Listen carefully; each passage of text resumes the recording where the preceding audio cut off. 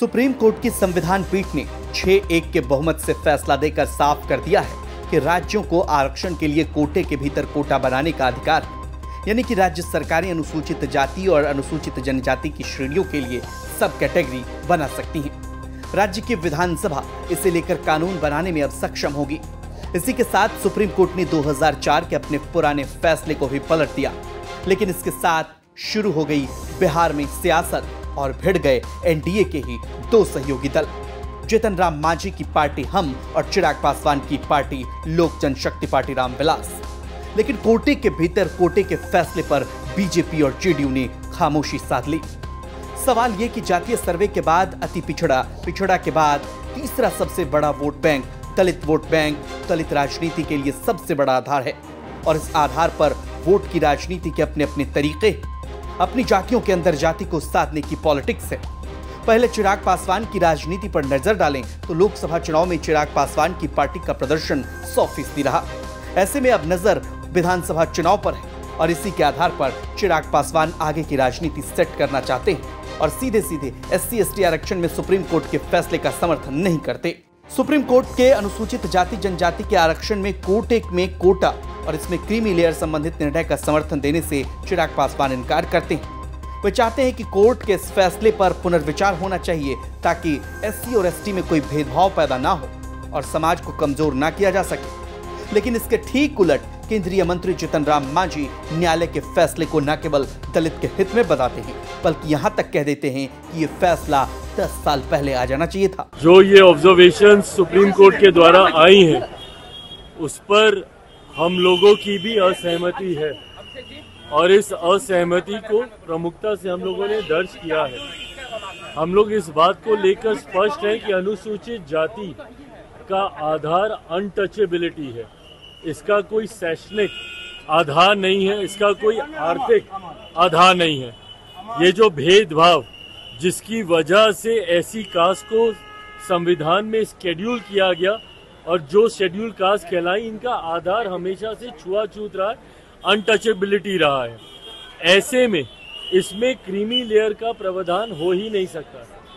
Reservation with in reservation ये कहीं से जायज नहीं है, क्योंकि आज भी इतने समय के बाद आज भी उदाहरण एक दलित लड़के का ही मिलता है जिसको घोड़ी पे चढ़ने से रोका जाता है, एक दलित परिवार का ही मिलता है जिसको मंदिर में प्रवेश करने से रोका जाता है। कई ऐसे बड़े नाम भी हैं, मैं नाम नहीं लूंगा, बट कई ऐसे नाम हैं जो बड़े पदों पर हैं, पर अगर वो मंदिर जाते हैं तो उसके बाद मंदिर को गंगा जल से धुलवाया जाता है। तो आज भी भेदभाव छुआछूत के आधार पर हो रहा है। तो ऐसे में रिजर्वेशन विद इन रिजर्वेशन हम लोग भी कतई इससे सहमत नहीं है। नाराजगी जाहिर कर रहे हैं किसी का SC/ST में वर्गीकरण हो रहा है, क्रीमी लेयर को लेकर के वो नाराजगी जाहिर कर रहे हैं। देखिए, मेरा कहने का मतलब ये कहाँ की बात है कि जो आदमी बढ़ गया है वो बढ़ते रहे और जो आदमी पीछे है उसका केयर नहीं किया जाए। इसीलिए हम हर हालत में सुप्रीम कोर्ट का जो आदेश है उसका स्वागत करते हैं। ये जो जजमेंट आया है ये 10 साल पहले आना चाहिए था। आज स्थिति है साक्षरता, भगवती हमारे अंबेडकर साहब के अनुसार साक्षरता एक मानदंड है सबसे नीचे होने का।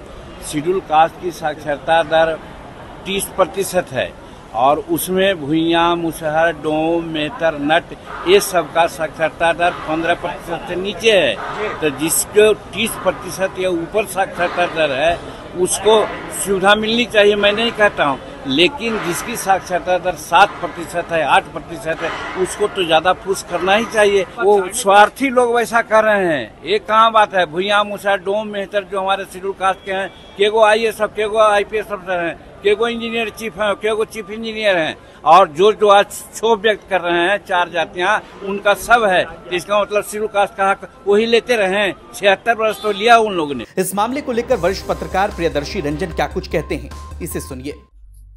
आरक्षण के मुद्दे पर जीतन राम मांझी और चिराग पासवान दोनों आमने सामने हैं, तो इसकी वजह राजनीतिक है। जीतन राम मांझी और चिराग पासवान दोनों बिहार के 20%, तकरीबन 20% दलित आबादी की राजनीति को प्रभावित करना चाहते हैं। चूंकि चिराग पासवान का अभी दलितों में बड़ा शेयर है, जीतन राम मांझी चाहते हैं कि उनकी राजनीतिक हैसियत वही हो जो बिहार की राजनीति में चिराग पासवान की है या उसके पहले रामविलास पासवान का हुआ करता था। तो जीतन राम मांझी चिराग पासवान से आज से नहीं वर्षों से इस कवायद में जुटे हैं कि उनका कदम कम से कम पासवान परिवार से बड़ा हो जाए। आज भी दलित राजनीति को लेकर के आरक्षण के मुद्दे पर वे दोनों आमने सामने हैं। हालांकि जीतन राम का स्टैंड कहीं न कहीं दलितों के लिए ज्यादा जनप्रिय लग रहा है और इसीलिए जीतन राम मांझी ऐसा बयान भी दे रहे हैं ताकि वे जनता के बीच में ज्यादा प्रिय हो सके। वहीं चिराग पासवान इस मामले को लेकर के अपनी जाति को तुष्ट करना चाहते हैं, क्योंकि पासवान मार्शल कास्ट है दलितों की सबसे मजबूत जाति बिहार में पासवान जाति है। इसीलिए पासवान जाति के हितों को देखते हुए, मद्देनजर देखते हुए चिराग पासवान बयानबाजी कर रहे हैं। अब आपको बताते हैं कि आखिर कोटा के भीतर कोटा का मतलब क्या है। दरअसल ये आरक्षण के पहले से आवंटित प्रतिशत के भीतर एक अलग आरक्षण व्यवस्था लागू करना है। यह मुख्य रूप से यह सुनिश्चित करने के लिए किया जाता है कि आरक्षण का लाभ समाज के सबसे पिछड़े और जरूरतमंद समूह तक पहुंचे, जो आरक्षण प्रणाली के तहत उपेक्षित रह जाते हैं। इसका उद्देश्य आरक्षण के बड़े समूहों के भीतर छोटे कमजोर वर्गों का अधिकार सुनिश्चित करना है, ताकि वे भी आरक्षण का लाभ उठा सकें। उदाहरण के लिए अनुसूचित जाति और अनुसूचित जनजाति के भीतर अलग अलग समूहों को आरक्षण दिया जा सकता है, ताकि उन समूहों को ज्यादा प्रतिनिधित्व और लाभ मिल सके जो सामाजिक और आर्थिक रूप से वंचित हैं। अब सुप्रीम कोर्ट के फैसले के मायने क्या हैं? सुप्रीम कोर्ट के फैसले से साफ हो गया है कि राज्य सरकारें अनुसूचित जातियों और अनुसूचित जनजातियों में सब कैटेगरी बना सकती है, जिससे मूल और जरूरतमंद कैटेगरी को आरक्षण का ज्यादा लाभ मिल सकेगा। हालांकि यदि राज्य एक या ज्यादा श्रेणी को अनुसूचित जाति के तहत 100% आरक्षण देने का निर्णय लेते हैं तो ये छेड़छाड़ के समान होगा, क्योंकि ये अन्य श्रेणियों को लाभ से वंचित करने जैसा होगा। सरकार के पास जातियों का डेटा होना चाहिए। इस डेटा के आधार पर जमीनी सर्वे होना चाहिए। इसी आधार पर कोटे में कोटा वाली जाति का निर्धारण किया जाना चाहिए। लेकिन सवाल राजनीतिक है।